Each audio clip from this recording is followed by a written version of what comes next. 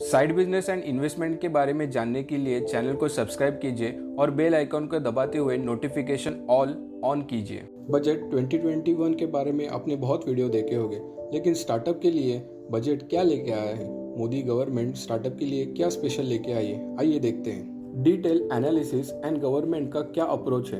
आज से पहले कभी भी इंडियन गवर्नमेंट स्टार्टअप को लेके इतनी अग्रेसिव नहीं रही है, लेकिन फिर भी जैसे जैसे चाइना में एंड यूएसए में technology based startup world wide famous हो रहे हैं, वैसे इंडियन गवर्नमेंट भी अपने देश में स्टार्टअप चालू करने के लिए प्रमोट कर रही है। सो अगर आप भी फ्यूचर में स्टार्टअप चालू करना चाहते हो तो ये वीडियो आप जरूर देखना।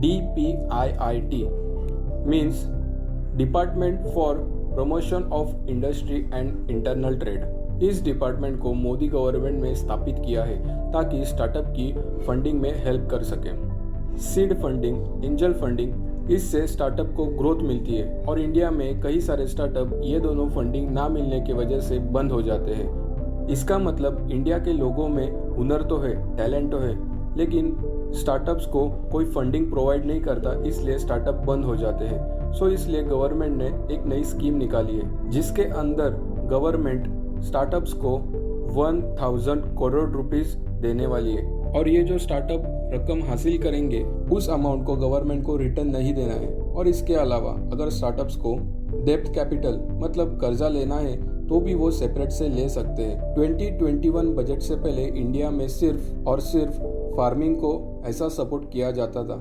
लेकिन 2021 में पहली बार इंडिया में गवर्नमेंट इतना सपोर्ट करके स्टार्टअप्स को अग्रेसिवली आगे लेना चाहती है और ये सच में बहुत अच्छी बात है। सो जो कमेटी उन्होंने एस्टेब्लिश की है उसमें 3 पार्ट्स आते हैं। पहला, इन्वेस्टर्स, वो तो ऑब्वियस है, अगर स्टार्टअप है और उसके लिए फंडिंग चाहिए तो इन्वेस्टर तो होने चाहिए।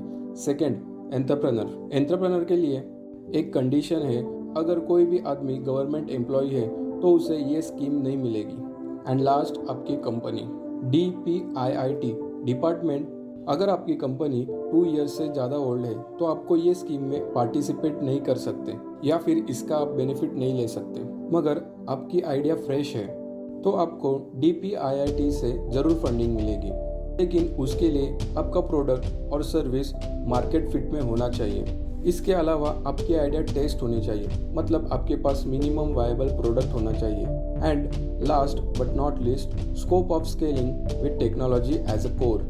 सो अभी देखते हैं नेक्स्ट पॉइंट में कौन से स्टार्टअप को या फिर कौन से फील्ड के स्टार्टअप को स्पेसिफिकली प्रायोरिटीज दी जाएगी। सो इसमें आता है, फर्स्ट आता है सोशल इम्पैक्ट, देन आता है वेस्ट मैनेजमेंट। ज़्यादा पॉपुलेशन होने के कारण ज़्यादा वेस्ट प्रोड्यूस होता है, सो वो वेस्ट रिसाइकल हो और उससे कुछ अच्छा बने, इसके लिए गवर्नमेंट ट्राई कर रही है स्टार्टअप को प्रमोट करने के लिए। देन आता है वाटर मैनेजमेंट। अगेन, इतनी बड़ी पॉपुलेशन है, सबको घर घर में पानी देना जरूरी है और इंडिया में तो आप जानते ही होंगे बहुत सारे गांव में ये प्रॉब्लम कई साल से चली आ रही है। So water management is the biggest problem in our country, इसलिए वाटर मैनेजमेंट के ऊपर जो भी स्टार्टअप आएंगे उनको अनुदान दिया जाएगा। देन आता है फाइनेंस इंडस्ट्री इसलिए ज़रूरी है, अगर इकोनॉमी नीचे जा रही है तो उसको ऊपर लाने के लिए, और अगर इकोनॉमी ऊपर जा रही है तो उसको स्टेबल रखने के लिए फाइनेंस इंडस्ट्री का बहुत बड़ा हाथ होता है। देन आता है एजुकेशन इंडस्ट्री। एजुकेशन में भी कोई अलग स्टार्टअप कर रहा है तो उसे गवर्नमेंट की तरफ से सब्सिडी मिलेगी। हर बजट में जिस फील्ड को ज़्यादा सब्सिडी मिलती है, एग्रीकल्चर, वो भी फील्ड इसमें आती है। Then food and processing, biotechnology, health care. Covid के वजह से आप जानती होंगे हेल्थ केयर इंडस्ट्री कितनी बूम हो रही है। देन एनर्जी सेक्टर में आता है fuel, electricity, solar panel, wind energy, इसके रिलेटेड स्टार्टअप। देन आता है मोबाइल इंडस्ट्री। आज तो हर एक आदमी 2 मोबाइल यूज कर रहा है, सो आप समझ ही सकते हो इस इंडस्ट्री को कितना बूम है। देन आता है सबसे इम्पोर्टेंस, डिफेंस इंडस्ट्री। उसके बाद आता है space industry, railway industry, oil and gas, और भी बहुत सारी लिस्ट है। आप एक बार गवर्नमेंट के ऑफिशियल वेबसाइट पे जाके चेक कर लो। जरूरी नहीं है आप इन इंडस्ट्री में एक बड़ा बिजनेस, एक बड़ा स्टार्टअप चालू करो। आप बड़े इंडस्ट्री का कोई भी एक छोटा प्रॉब्लम सॉल्व कर सकते हो और इसके लिए ज़्यादा इन्वेस्टमेंट की ज़रूरत नहीं होगी। बड़े इंडस्ट्री की छोटी प्रॉब्लम सॉल्व करना बहुत ही आसान है। आपने हिल टी का नाम तो सुना ही होगा। हिल टी एक ऐसी कंपनी है जो स्टील इंडस्ट्री में बहुत ज़्यादा फेमस है, और उसने स्टील इंडस्ट्री में एक प्रॉब्लम को टारगेट किया जो सबसे छोटा प्रॉब्लम था, और उस प्रॉब्लम का एक सोल्यूशन निकाला और छोटा सोल्यूशन लेके वो मार्केट में उतर गए और उनको बहुत ज़्यादा पॉपुलैरिटी मिल गई। आज यूएसए में नहीं बल्कि पूरी वर्ल्ड वाइड हिल टी फेमस है। बेसिकली वो लोग क्या करते हैं, स्टील इंडस्ट्री में 2 बीम या फिर कॉलम रहेंगे, सो उनको ज्वाइन करने के लिए जो भी हेवी कॉलम या फिर हेवी बीम रहते हैं इंडस्ट्रियल शेड में या फिर वेयरहाउस में, सो उनको ज्वाइन करने के लिए नट एंड बोल्ट या फिर उनको कनेक्शन प्रोवाइड करते हैं। बड़े सिविल इंडस्ट्री का उन्होंने एक छोटा सा प्रॉब्लम सॉल्व किया और आज वो कंपनी वर्ल्ड वाइड फेमस हो गई है। ऐसे ही आप भी कोई एक प्रॉब्लम ढूंढ सकते हो और उसका सोल्यूशन निकाल के उसके बेस पे आप स्टार्टअप चालू कर सकते हो। गवर्नमेंट की जो भी सब्सिडी आई है उसमें एक सबसे इम्पोर्टेंट पॉइंट है, अगर आपने पहले अपने स्टार्टअप के लिए 10 लाख से ज़्यादा स्टेट गवर्नमेंट या फिर सेंट्रल गवर्नमेंट से सब्सिडी ले चुके हो या फिर लोन ले चुके हो तो आपको इस स्कीम में अप्लाई करने की अनुमति नहीं है। अगर आपकी कंपनी या फिर आपका स्टार्टअप इसके लिए सिलेक्ट होता है तो गवर्नमेंट की तरफ से हर महीने में आपको 5 लाख रुपीस इंस्टॉलमेंट में आ जाएगी।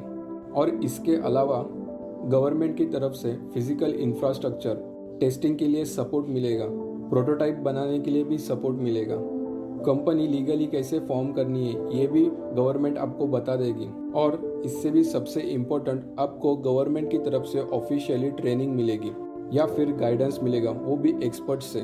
ट्रस्ट में दोस्तों, आपको जो भी 20 लाख 10 लाख सब्सिडी मिल रहा है वो कुछ भी नहीं है इसके सामने। अगर आपको एक प्रॉपर गाइडेंस मिले तो आप सोच भी नहीं सकते ये 10 लाख 20 लाख उसके सामने कुछ भी नहीं है। सच में आपका networking plan, marketing plan ready होना चाहिए। ये 3rd कंडीशन है। इस स्कीम के लिए ऑनलाइन एप्लीकेशन मंगवाए जाएंगे, वो भी ऑल ओवर इंडिया से, और इसमें से कुछ ही स्टार्टअप सिलेक्ट किए जाएंगे जिसको गवर्नमेंट फंडिंग देगी, और ऐसे स्टार्टअप गवर्नमेंट सिलेक्ट करेगी जिससे कंट्री को फायदा हो, ग्लोबल मार्केट में अपने देश का नाम ऊपर आ जाए, या फिर कोई ऐसा प्रोडक्ट या फिर सर्विस जो इंडिया में बनेगा और वर्ल्ड वाइड यूज होगा, जैसे हिल टी का एग्जांपल दिया था सेम वैसे। स्कीम में चुने जाने वाले स्टार्टअप के बारे में गवर्नमेंट एक और बात देखेगी और वो है CEO का एक्सपीरियंस। मतलब आपने इससे पहले कोई कंपनी चलाई है या नहीं। अगर आपके पास 2-3 कंपनी चलाने का एक्सपीरियंस है तो इस स्कीम में आपका ज़रूर सिलेक्शन हो जाएगा। जॉब हो या फिर कंपनी खड़ी करना हो, उसके लिए एक्सपीरियंस तो चाहिए। गवर्नमेंट ने अपने वेबसाइट पे ऑफिशियली जो भी डिक्लेयर किया है वो मैं डबल कोट में यहाँ पे पढ़ता हूँ। हम इंडियंस सिर्फ एक असेंबल्स हैं। हम कार असेंबल करते हैं, मोबाइल फोन्स असेंबल करते हैं, इलेक्ट्रिक गैजेट असेंबल करते हैं, और जब बात आती है ड्रोन्स की, AI की, साइबर सिक्योरिटी की, तो अपना देश सबसे पीछे है और ये अपने लिए जागरूक होने का टाइम है। स्लोली इंडिया को टेक्नोलॉजी एंड साइंस के तरफ जाना चाहिए और टेक्नोलॉजी एंड साइंस के बेस्ड ही इकोनॉमी चलनी चाहिए, और उसके लिए स्टार्टअप्स का खड़ा होना बहुत ज़रूरी है। इंडिया में सिर्फ नौकर पैदा होते हैं, लेकिन अभी गवर्नमेंट मालिकों को तैयार कर रही है। जैसे ही लास्ट ईयर गवर्नमेंट ने 250 चाइनीज़ ऐप्स को बैन किया था, इंक्लूडिंग टिकटॉक, और उसके बाद बहुत सारे इंडियन स्टार्टअप ने टिकटॉक जैसे सिमिलर ऐप बनाए और वो बहुत ज़्यादा हिट भी हुए हैं। आप भी एक स्टार्टअप चालू करके उसमें जी जान लगा के मेहनत करके एक अच्छा स्टार्टअप, एक अच्छी कंपनी खड़ी कर सकते हो गवर्नमेंट की हेल्प लेके। सब्सक्राइब और व्यूज बढ़ेंगे तो हमें और अच्छी वीडियो डालने में मोटिवेशन मिलेगा। तो शेयर कीजिए वीडियो अपने फैमिली एंड फ्रेंड्स में, एंड लास्ट लाइक कीजिए वीडियो को। जय हिंद, जय महाराष्ट्र।